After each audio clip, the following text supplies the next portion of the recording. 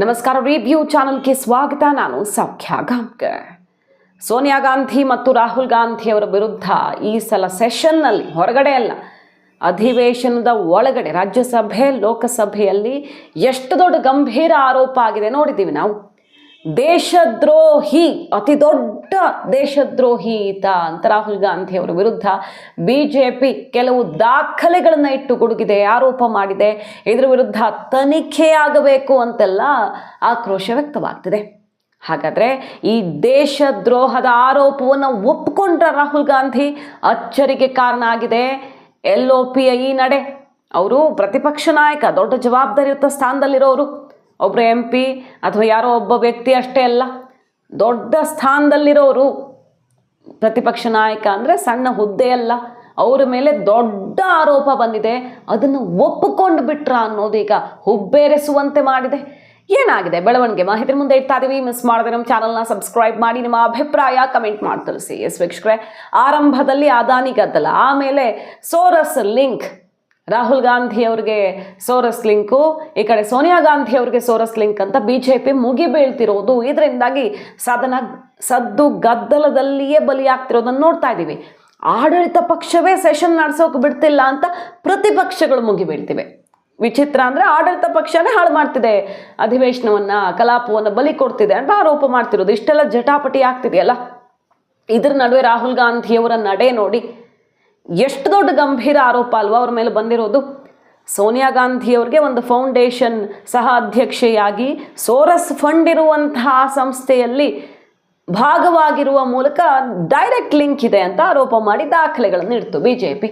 ಈ ಕಡೆ ರಾಹುಲ್ ಗಾಂಧಿ OCCRP, ಸದಾ OCCRP ರಿಪೋರ್ಟ್ಗಳನ್ನು ಇಟ್ಕೊಂಡು ಸರ್ಕಾರವನ್ನು ತರಟೆ ತಗೊಳ್ತಾರೆ. ಮತ್ತು ರಾಹುಲ್ ಗಾಂಧಿ ಅವರು ಅದಾನಿ ಬಗ್ಗೆ ವಾಗ್ದಾಳಿ ನಡೆಸೋದಕ್ಕೆ ಬಂದರೆ ಅದು OCCRP ಲೈವ್ ಟೆಲಿಕಾಸ್ಟ್ಗೆ ಏರ್ಪಾಡು ಮಾಡುತ್ತೆ. ಇದೆಲ್ಲವನ್ನು ಇಟ್ಕೊಂಡು ಮತ್ತು ಫ್ರೆಂಚ್ ಮೀಡಿಯಾ ರಿಪೋರ್ಟನ್ನು, ಇನ್ವೆಸ್ಟಿಗೇಷನ್ ರಿಪೋರ್ಟ್ ಒಂದನ್ನು ಇಟ್ಕೊಂಡು ಸೋರಸ್ ಫಂಡ್ ಇರುವಂತಹ ಸಂಸ್ಥೆ ಅಂತ ಬಿಜೆಪಿ ಸ್ಪೀಕರ್ ಮುಂದೆ, ಈ ಕಡೆ ಸಭಾಧ್ಯಕ್ಷರ ಮುಂದೆ ದಾಖಲೆ ಇಟ್ಟು ರಾಹುಲ್ ಗಾಂಧಿ ವಿರುದ್ಧ ಗುಡುಗಿದ್ದು, ಸದನದ ಒಳಗಡೆ ಹೊರಗಡೆ. ಯಾವ ರೀತಿ ದೊಡ್ಡ ದೇಶದ್ರೋಹಿ ರಾಹುಲ್ ಗಾಂಧಿ, ನಾವು ಇದಕ್ಕೆ ಹಿಂಜರಿಯಲ್ಲ ಅಂತೆಲ್ಲ ಆಕ್ರೋಶದ ಮಾತುಗಳನ್ನು ಆಡಿದ್ದು ನೋಡಿದ್ದೀವಲ್ಲ. ಈಗ ರಾಹುಲ್ ಗಾಂಧಿಯವರು ಈ ವಿಚಾರದಲ್ಲಿ ಏನು ಆನ್ಸರ್ ಮಾಡ್ತಾರೆ ಹಾಗಾದರೆ ಅನ್ನೋದು ಕುತೂಹಲಕ್ಕೆ ಕಾರಣ ಆಗಿದೆ.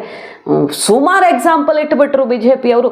ಪ್ರತಿ ಸೆಷನ್ ಮುನ್ನ ಇಲ್ಲ ಸೆಷನ್ನಲ್ಲಿ ವಿದೇಶದ ರಿಪೋರ್ಟ್ ಒಂದನ್ನು ಇಟ್ಕೊಂಡು ಸರ್ಕಾರವನ್ನು, ಭಾರತದ ಬಿಸ್ನೆಸ್ ಮೆನ್ ಅಥವಾ ಯಾವುದೇ ಒಂದು ವಿಚಾರವನ್ನು ಅಟ್ಯಾಕ್ ಮಾಡೋದು, ಟಾರ್ಗೆಟ್ ಮಾಡೋದು. ಕೋವ್ಯಾಕ್ಸಿನಿಂದ ಹಿಡಿದು ಪೆಗಾಸಸ್ಸು, ವಿವಿಧ ವಿಚಾರಗಳನ್ನು ತೆಗಿತು ಬಿಜೆಪಿ. ಎಲ್ಲದಕ್ಕೂ OCCRP, ರಾಹುಲ್ ಗಾಂಧಿ, ಸೋರಸ್ಸು, ಇದು ಭಾರತಕ್ಕೆ ಅತ್ಯಂತ ಡೇಂಜರಸ್ ಟ್ರಯಾಂಗಲ್ ಅಂತ ವಾಗ್ದಾಳಿ ನಡೆಸಿದ್ದು ನೋಡಿದ್ವಲ್ಲ ನಾವು, ಒಳಗಡೆ ಹೊರಗಡೆ. ರಾಹುಲ್ ಗಾಂಧಿಯವರು ಇದಕ್ಕೆ ಉತ್ತರ ಕೊಡಬೇಕಿತ್ತು. ಇದು ಆಧಾರರಹಿತ ಆರೋಪ ಅಂತ ಹೇಳಿದ್ರೆ ಅದು ಉತ್ತರ ಆಗಲ್ಲ. ಈಗ ಬಿಜೆಪಿ ಕೊಟ್ಟಂತಹ ದಾಖಲೆ, ಅವ್ರು ಇಡ್ತಿರೋ ಪಾಯಿಂಟ್ಗೆ ಅದೇ ರೀತಿಯಲ್ಲಿ ಕೌಂಟರ್ ಕೊಡಬೇಕು, ದಾಖಲೆ ಸಮೇತ ಕೌಂಟರ್ ಕೊಡಬೇಕು. ಅದೇ ರೀತಿಯಲ್ಲಿ ಟೆಕ್ನಿಕಲ್ ಆಗಿ ಅವ್ರಿಗೆ ಉತ್ತರ ಕೊಡಬೇಕು. ಇಲ್ಲ, ಇವರು ಸುಳ್ಳು ಆರೋಪ ಮಾಡ್ತಿದ್ದಾರೆ, ಕಂಪ್ಲೀಟ್ ಆಗಿದೆ ಸುಳ್ಳು ಅಂತ. ಏನು ಸಣ್ಣ ಆರೋಪ ಅಲ್ವಲ್ಲ, ಸುಮ್ಮನೆ ಏನೋ ಒಂದು ಮಾಡಿದ್ದಾರೆ ಇವರು, ಭ್ರಷ್ಟಾಚಾರಿ ಅದು ಇದು ಅಂತ. ಸಾಮಾನ್ಯ ರಾಜಕಾರಣಿಗಳಿಗೆ ಇಂಥ ಆರೋಪ ಎಲ್ಲ ಕೇಳಿ ರೂಢಿ ಆಗಿರುತ್ತೆ, ಇದಕ್ಕೆಲ್ಲ ಯಾರು ಕೇಸ್ ಹಾಕಲ್ಲ. ಆದರೆ ಇವರು ಸಿಕ್ಕಾಪಟ್ಟೆ ದೊಡ್ಡ ದೇಶದ್ರೋಹಿ ಅಂತ ಬಿಜೆಪಿ ದಾಖಲೆ ಇಟ್ಟು ಹೇಳ್ತಿದೆ ಅಂದರೆ ಕೇಸ್ ಹಾಕಬೇಕಿತ್ತು, ಅದನ್ನೂ ಮಾಡ್ತಿಲ್ಲ. ಆದರೆ ಅಚ್ಚರಿ ಎನ್ನುವಂತೆ ಸ್ಪೀಕರ್ ಓಂ ಬಿರ್ಲಾ ಅವ್ರನ್ನ ಭೇಟಿಯಾಗಿ ಸುದೀರ್ಘ ಮಾತುಕತೆ, ಗಂಟೆಗಟ್ಟಲೆ ಮಾತನಾಡಿ ಕಡತದಿಂದ ಈ ಶಬ್ದವನ್ನು ತೆಗೆದುಹಾಕಿ, ಅಂದರೆ ನನ್ನ ವಿರುದ್ಧ ಏನು ಗಂಭೀರ ಆರೋಪಗಳು, ಅಸಂವಿಧಾನಿಕ ಪದ ಎಲ್ಲ ಬಳಕೆ ಮಾಡಿದ್ದಾರೆ, ಬಹಳ ಕೆಟ್ಟ ಭಾಷೆ ಬಳಸಿದ್ದಾರೆ, ಇದನ್ನು ತೆಗೆದುಹಾಕಿ ಅಂತ ಕೇಳ್ಕೊಳ್ತಿದ್ದಾರೆ ಸ್ಪೀಕರ್ ಹತ್ರ. ಇದ್ರ ಬಗ್ಗೆ ನಾನು ನೋಡ್ತೀನಿ ಏನೇನು ಬಳಸಿದ್ದಾರೆ ಮತ್ತು ಇದು ಸರಿನಾ ತಪ್ಪ, ಅವ್ರು ಏನು ದಾಖಲೆ ಕೊಟ್ಟಿದ್ದಾರೆ ಮತ್ತೊಂದು ಎಲ್ಲ ನೋಡಿ ನಿರ್ಧಾರ ತಗೊಳ್ತೀನಿ ಅಂತ ಸ್ಪೀಕರ್ ಅವರು ಹೇಳಿ ಕಳಿಸಿದ್ದಾರೆ. ರಾಹುಲ್ ಗಾಂಧಿ ಅವರು ರಿಕ್ವೆಸ್ಟ್ ಮಾಡಿರೋದು ಇದು ಸರಿ ಇಲ್ಲ, ಇದನ್ನೆಲ್ಲ ತೆಗೆದುಹಾಕಿ ಅಂತ. ಯಾಕೆ? ಕಡತದಲ್ಲೂ ಇದ್ದು ಬಿಟ್ಟರೆ ಅದು ಶಾಶ್ವತವಾಗುತ್ತೆ. ಹಲವಾರು ಪದಗಳನ್ನು ಕಡತದಿಂದ ತೆಗೆದು ಹಾಕಲಾಗಿದೆ ಅಂತ ಹೇಳ್ತಾರಲ್ವ, ಬಟ್ ಅದು ಅಲ್ಲೂ ತೆಗೆದು ಹಾಕದೆ ಉಳಿತು ಅಂದರೆ ಶಾಶ್ವತ, ಅದು ಇತಿಹಾಸದಲ್ಲಿ ಉಳಿದು ಬಿಡುತ್ತೆ. ರಾಹುಲ್ ಗಾಂಧಿಯವರು ದೇಶದ್ರೋಹಿ ಅಂತ ಹಿಂದೆ ಸಂಸತ್ನಲ್ಲಿ ಹೇಳಲಾಗಿತ್ತು, ಇಂತೆಂಥ ದಾಖಲೆಗಳನ್ನು ಕೊಟ್ಟು ಅಂತ. ಯಾವತ್ತಾದರೂ ಭವಿಷ್ಯದಲ್ಲಿ ಇದು ಬರಬಹುದು, ತೆಗೆದು ಹಾಕಿ ಅಂತ ಕೇಳ್ತಿದ್ದಾರೆ. ಆದರೆ ಇದರ ವಿರುದ್ಧ ಸಂಘಟಿತ ಹೋರಾಟವನ್ನಾಗಲಿ ಅಥವಾ ಕಾನೂನು ಹೋರಾಟವನ್ನಾಗಲಿ ಪ್ರತ್ಯುತ್ತರ ಕೊಡುವಂಥ ಸರಿಯಾದಂಥ ದಾರಿಯನ್ನಾಗಲಿ ಕಾಂಗ್ರೆಸ್ ಹಿಡಿಯೋ ರೀತಿ ಕಾಣಿಸ್ತಿಲ್ಲ. ಸೊ ಕುತೂಹಲಕ್ಕೆ ಕಾರಣ ಆಗಿದೆ ಈ ಹೊತ್ತಲ್ಲಿ ರಾಹುಲ್ ಗಾಂಧಿಯವರು ಅಧಿವೇಶನ ಸರಿಯಾಗಿ ನಡೆಯೋದಕ್ಕೆ ಹೇಗಾದರೂ ಮಾಡಿ ಎಲ್ಲ ಸರಿದೂಗಿಸ್ಕೊಡಿ ಅಂತ ಸ್ಪೀಕರ್ ಮೊರೆ ಹೋಗಿದ್ದಾರೆ ಮತ್ತು ಇದನ್ನು ಕಡತದಿಂದ ತೆಗೆದುಹಾಕಿ ಅಂತ ಕೇಳ್ಕೊಳ್ತಿದ್ದಾರೆ. ಒಟ್ಟಿನಲ್ಲಿ ರಾಹುಲ್ ಗಾಂಧಿಯವರಿಗೆ ಎಲ್ಲೆಡೆಯಿಂದ ಇಕ್ಕಟ್ಟಿನ ಪರಿಸ್ಥಿತಿ.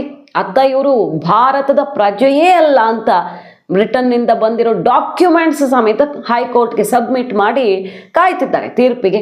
ಅದು ಕೂಡ ಮಹತ್ವದ ಘಟ್ಟಕ್ಕೆ ಬಂದು ತಲುಪಿದೆ. ಅದಾದರೆ ಬಹಳ ದೊಡ್ಡ ಆಘಾತವೇ ಕಾದಿದೆ.